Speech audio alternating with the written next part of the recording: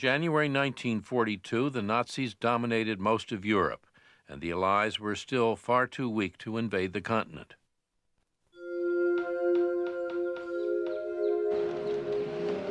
Just 2 years earlier, American soldiers had been forced to train with cardboard weapons, firing flour instead of shells.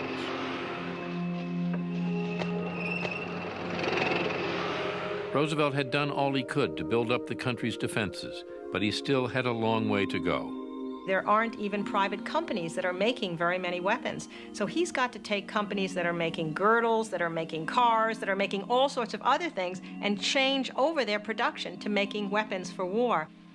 In this year, 1942, we shall produce 60,000 planes, 10,000. Roosevelt began by setting war production goals, which to many people seemed astronomical. Next year, 1943, we shall produce 125,000 airplanes, including 100,000 combat planes. Roosevelt says, we are going to be the arsenal for democracy. All these numbers poured out, and most people thought they were crazy. How do you persuade Detroit to convert, suddenly to stop making these profitable automobiles and begin making tanks, which somehow they've never made, don't know how to make, and will have to learn how to make? It isn't easy, and it wasn't easy. Even though it will mean the dislocation of the lives and occupations of millions of our own people, we must raise our sights all along the production line. Let no man say it cannot be done. It must be done, and we have undertaken to do it.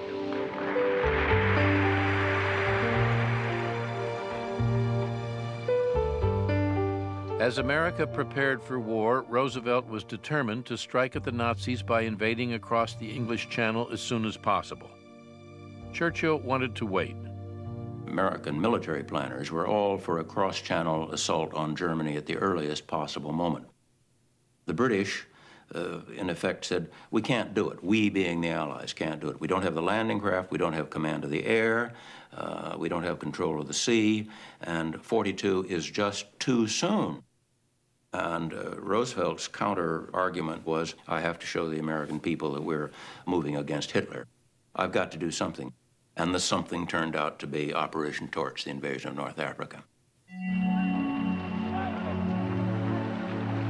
On November 8, 1942, ignoring the advice of some of his top commanders, FDR sent American soldiers into combat for the first time against the German army. More than 80,000 Americans poured out of hundreds of warships onto the North African beaches. When Roosevelt picked up the phone to receive news that the assault had begun, an aide noticed that his hand was trembling. He listened, then announced, "We have landed in North Africa. Casualties are below expectations. We are fighting back."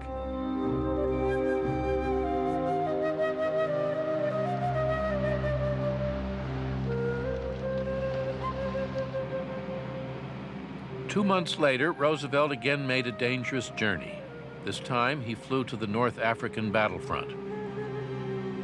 No American president since Lincoln had visited troops in a combat zone. Each day, the war presented the president with terrible choices, forcing him to make decisions that would haunt his reputation.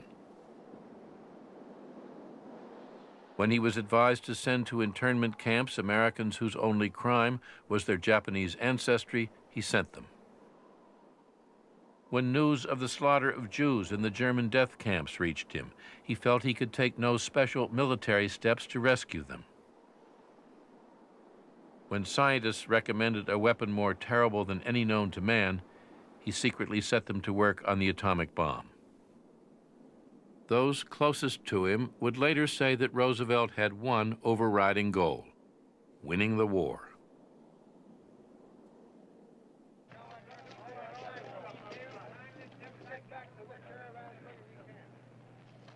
Meanwhile, Eleanor Roosevelt hurled herself into the war effort with all the energy that she had brought to the New Deal. During the course of the war, she traveled the world, visiting American soldiers everywhere. The Secret Service gave her the code name Rover. On one trip to the South Pacific, she traveled 23,000 miles and visited 400,000 soldiers in Australia, New Zealand, and the tiny islands on the edge of the war zone in the Pacific. But she never gave up her social ideals. She continued to insist to her husband that he fight the war, but not surrender the reforming spirit of the New Deal. She wanted to use the war as a way of changing the country. Behind the scenes, day after day, she is sending Franklin memos about blacks getting into the armed forces, blacks getting into jobs, daycare for women in the factories, unions versus business. She's always on union's side. She is often at cross purposes with him, always arguing that the war had to be a vehicle for social reform. There were many times that he would be irritated. And Mrs. Roosevelt was a conscience. It's not so pleasant to have someone say you shouldn't be doing this, you should be doing something better. It's like your mother. She certainly sometimes was his hair shirt. She needed to remind FDR of things which sometimes he didn't forget, but he wanted to push over there while he had other things to do. What he would say to her was, Eleanor, I've got to be careful. If I look like I'm making the war a vehicle for even further New Deal reforms, I'm going to lose my support in Congress. And he kept telling Eleanor that if you trust in the momentum of democracy, the country will be changed.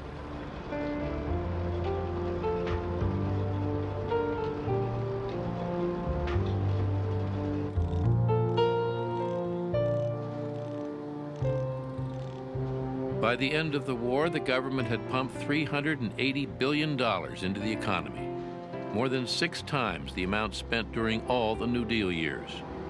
Every American who wanted a job now found one. The Great Depression was finally over.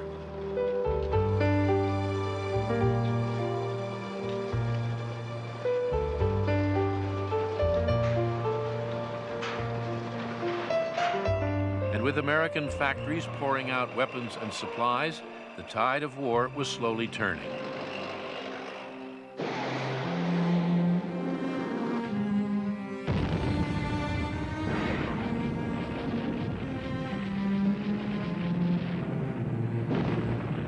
But at a terrible cost.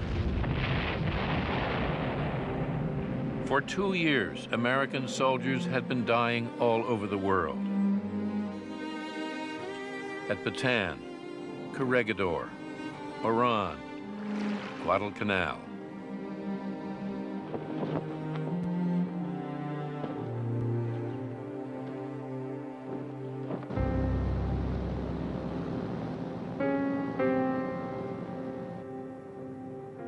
In November 1943, Roosevelt flew to Tehran, Iran. With Churchill at his side, he would meet for the first time his other ally, the Soviet dictator Joseph Stalin. The Russians had been fighting the Nazis for more than 2 years, suffering more dead and wounded than any other country at war. Stalin pressured his Western allies to launch the cross-channel invasion into Europe as soon as possible. Stalin was screaming for relief. The Russians were in desperate shape, and Stalin hoped that an opening on the second front would relieve some of the pressure on his front. Roosevelt distrusted Stalin, but behind his back, he mischievously called him Uncle Joe. Roosevelt felt he could charm the pants off anyone. He thought it included Uncle Joe, which it most certainly did not. When he first starts talking to Stalin, he knows somehow that his charm hasn't penetrated. So he decides to use Churchill as the way of reaching Stalin. As soon as he sat down, he started whispering to Stalin in a very intimate way, in a way that Churchill would have to see what was going on. And then he started openly teasing Churchill relentlessly about his John Bull manner, about his cigars, about his habits, about his clothes. Stalin loved the idea that he had a friend now. Now it was Stalin and Roosevelt against Churchill. I think my father was very upset. The president did rather shoulder my father out. I mean, it was, I can't describe it better than two's company, three's none. FDR believed that by winning Stalin's confidence, he could influence the shape of the post-war world, a world in which one day Russia would replace Britain as a major power. If we look at it in purely cold political terms, of the big three, my father represented the nation who contributed least in terms of soldiers and guns and power. And politics is about power. They talked for 4 days. When Roosevelt told Stalin that the Allies would cross the English Channel and invade northern France in 6 months, Stalin was satisfied. So was Roosevelt. He had convinced Stalin to enter the war against Japan once Germany was defeated. By January 1944, FDR had been president for 11 years. He wanted to see the country through to victory, but he also had an extraordinary vision for post-war America. He spoke of guaranteeing everyone a job, a decent home, and effective health care.